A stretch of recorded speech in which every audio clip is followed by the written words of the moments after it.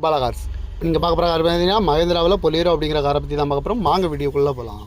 இந்த கார் பார்த்தீங்கன்னா மஹேந்திராவில் பொலிரோ மாடல் பார்த்தீங்கன்னா 2011 மாடல். ஓனர் பார்த்தீங்கன்னா 3 ஓனர் இருக்காங்க. இது ஒரு டீசல் வண்டி தான். கிலோமீட்டர் பார்த்தீங்கன்னா 1,50,000 கிலோமீட்டர் ரன்னிங்காக இருக்குது. ஏசி வந்துடும், பவர் ஸ்டேரிங் வந்துடும், பவர் விண்டோ வந்துடும், ரிமோட் சென்ட்ரல் லாக் வந்துருக்காங்க. குவாலிட்டியான மியூசிக் சிஸ்டம் வந்துடும்.